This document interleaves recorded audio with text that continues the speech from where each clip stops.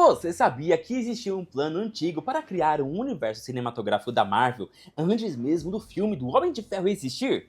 Seria um universo expandido e original da Marvel. O plano era que franquias como os X-Men da Fox, o Homem-Aranha do Sanheim, Quarteto Fantástico, Justiceiro, Demolidor, o Hulk do Ang Lee e até os primeiros longas do Homem de Ferro fossem todos interligados.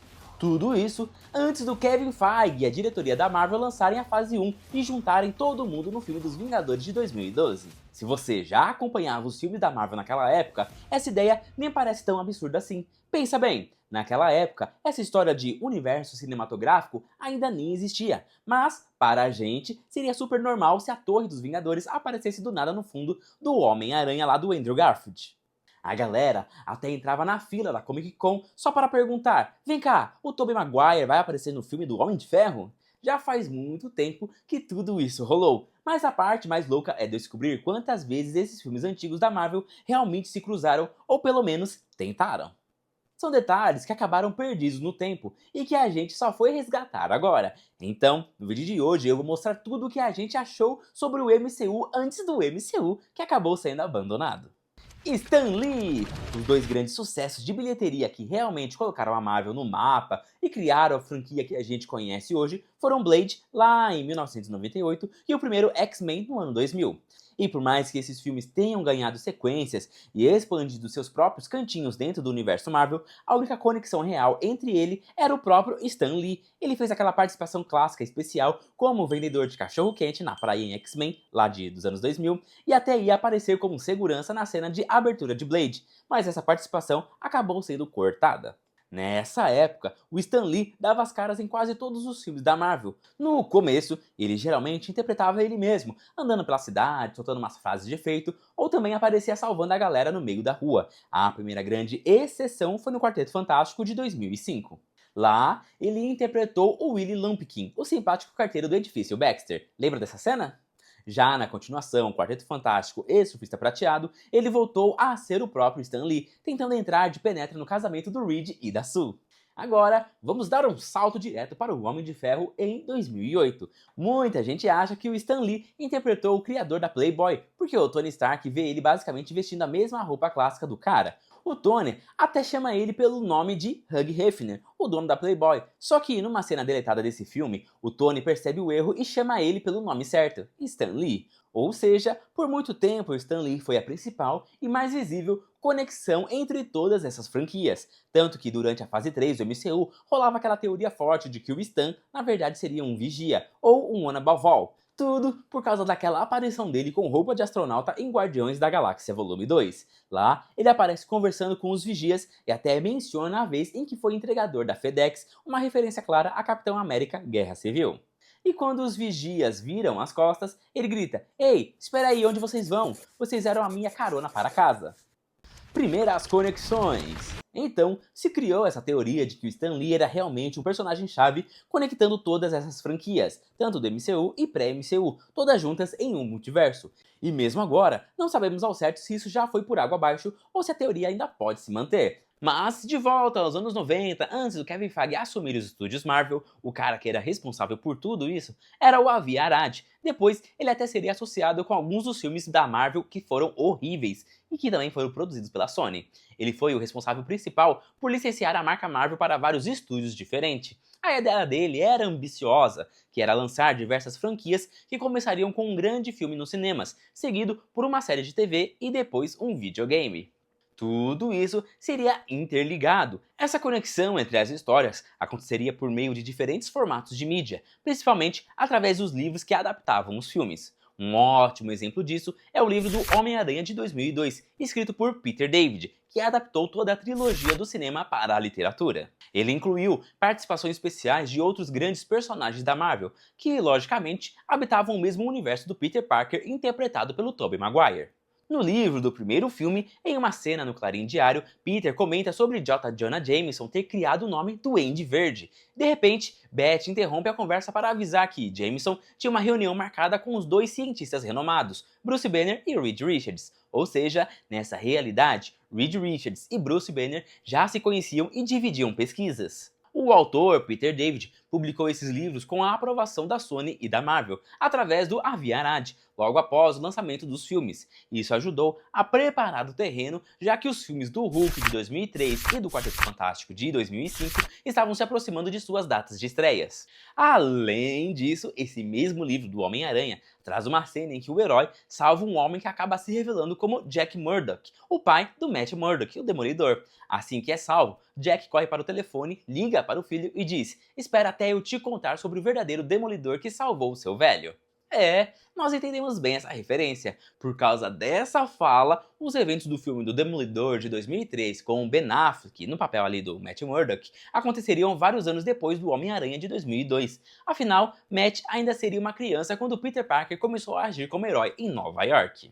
O livro de 2002 também faz referência ao filme do Hulk do Eric Bana, citando eventos em que soldados foram atacados pelo Gigante Esmeralda. Esses foram os filmes que acabaram chegando aos cinemas, mas a adaptação literária do Homem-Aranha também incluía uma menção a um tal de Dr. Hank Pym, descrito como um cientista rival do Norman Osborn. Sim, ele mesmo, o Dr. Hank Pym, o Homem-Formiga. Ele inclusive tem uma participação ainda maior no livro do Homem-Aranha 2 de 2004, também escrito ali por Peter David. Lembra da cena em que o Dr. Otto Octavio sofre um acidente com um reator e acaba se conectando aos braços mecânicos? No filme, uma cientista cética questiona se o cérebro de Otto não ficaria vulnerável à inteligência artificial dos braços. No livro, quem faz essa pergunta é o próprio Dr. Hank Pym. Pym comenta que inventou um traje cibernético que faz a mesma coisa sem precisar de cirurgia invasiva, e Otto simplesmente o ignora.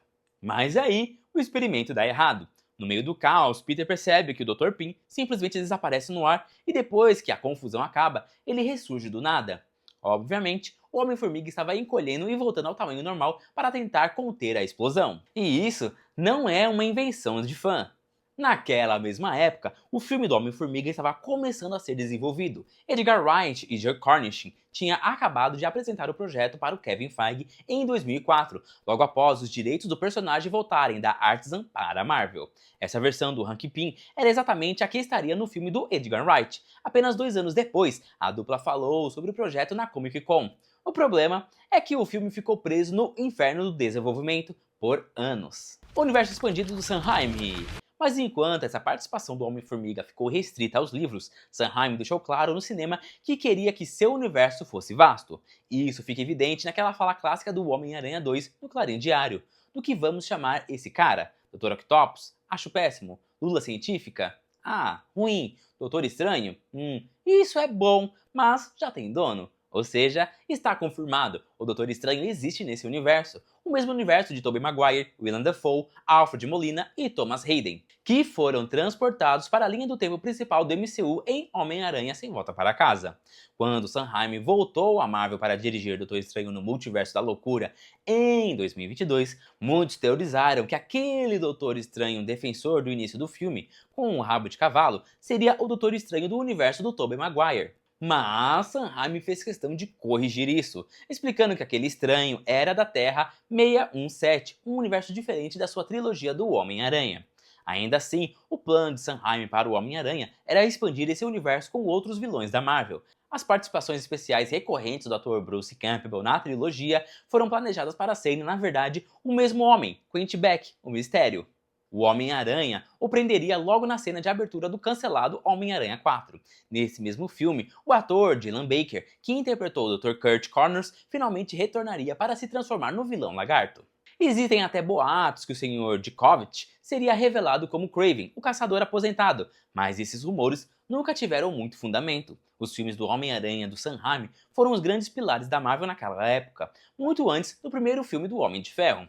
Então, os planos que o produtor Avi Arad tinha para criar um universo compartilhado da Marvel nasceram bem ali. Filme original do Homem de Ferro. Existe outro boato bem duvidoso, do qual eu nunca consegui confirmar a fonte, que dizem que na época existia um roteiro inicial do Homem de Ferro sendo desenvolvido pela New Line Cinema, para o diretor Nick Cassavetes, que estabelecia o Tony Stark como um engenheiro responsável por criar os braços robóticos do Dr. Octopus. Mas de onde surgiu esse boato? Bom, sites como o Screen Hunt publicaram isso como um fato em 2020, mas rastreando a fonte, só encontramos um artigo bem esquisito de curiosidade sobre filmes que jogou essa informação lá sem citar fonte nenhuma. Acreditamos que quem escreveu essa lista acabou aí interpretando errado uma declaração do roteirista Alfred Gog. Ele contou que, após trabalhar no roteiro de Homem-Aranha 2, passou a desenvolver essa versão inicial do Homem de Ferro para a New Line.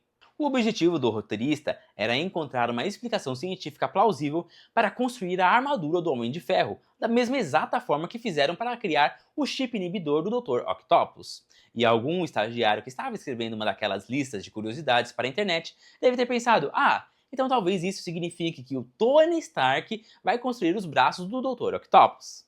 Namor e o Justiceiro.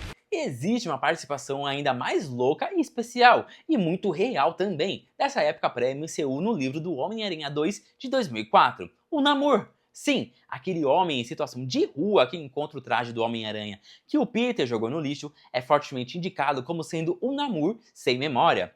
Depois que o J. Jonah Jameson o expulsa da sala querendo pagar apenas com um cheque para uma xícara de sopa, o livro descreve que esse homem dá um beijo respeitoso na mão da secretária Beth Brand e diz: "Eu era alguém, sabia? Só que eu não me lembro." O segurança do prédio então brinca: "Talvez você fosse Papai Noel ou o Rei de Atlântida." O homem coça a barba pensativo e responde: "Rei de Atlântida? Soa bem, gostei disso." Agora, uma participação que realmente está no filme, mas que muita gente não percebeu, acontece quando a Mary Jane foge do próprio casamento no final de Homem-Aranha 2. Ela passa correndo por um cara de camiseta que vira para olhar para ela. Os comentários em áudio do diretor confirmam que aquele é o dublê do ator Thomas Jane, do filme do Justiceiro de 2004, e que a intenção era mesmo ser uma aparição rápida do Frank Castle. Quarteto Fantástico! Ainda no filme do Justiceiro, existem várias fotos de bastidores da mansão do vilão Howard Sam, interpretado pelo John Travolta. Nelas, dá para ver uma planta cobrindo estrategicamente o número da casa, iluminado em azul, fazendo com que ele fique igualzinho ao logo do Quarteto Fantástico. Vale lembrar que todas essas conexões com o Homem-Aranha 2 surgiu um ano depois do lançamento de X-Men 2, que incluiu uma enorme lista de nomes mutantes em um banco de dados do governo. Nessa época, em 2003, isso era só a Fox querendo exibir os personagens que poderia usar no futuro. Mas a lista incluía nomes como Maximoff 2, uma referência aí à Feiticeira Escarlate e ao Mercúrio, Wade Wilson, o Deadpool, e Frank Richards, o filho de Reed e Susan Storm, o que também sugeria que existia um Quarteto Fantástico naquele universo.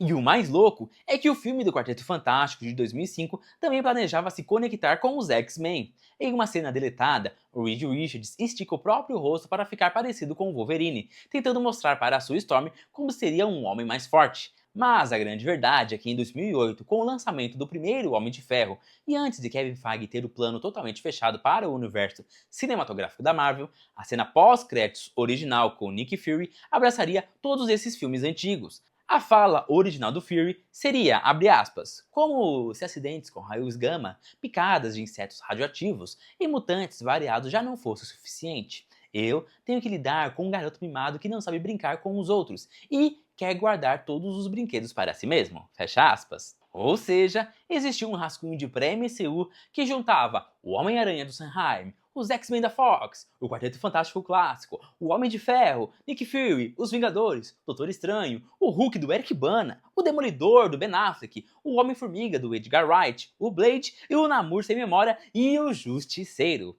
Com o tempo, a Marvel acabou colocando esses filmes em diferentes universos dentro do multiverso, e hoje eles são considerados separados. Mas, na época, produtores como o Kevin Feige e a Avi Arad queriam muito que tudo isso fosse conectado. A separação só aconteceu porque o Homem de Ferro fez um sucesso absurdo com um filme independente.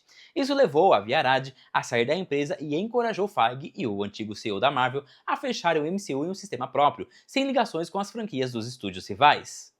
É por isso que muitos fãs acham que o Feige está finalmente resgatando esse plano original, já que vários desses personagens clássicos estão voltando através do multiverso para os próximos filmes, como vai acontecer agora com Vingadores Doutor Destino. E para muitos de nós, é até reconfortante pensar no MCU como uma alternativa para um universo Marvel que poderia ter existido desde o começo, se aqueles filmes lá antigos tivessem sido produzidos com uma visão melhor e mais organizada. E espero que você tenha gostado do vídeo. Se chegou até aqui, deixa o like aí, se inscreve no canal e até a próxima!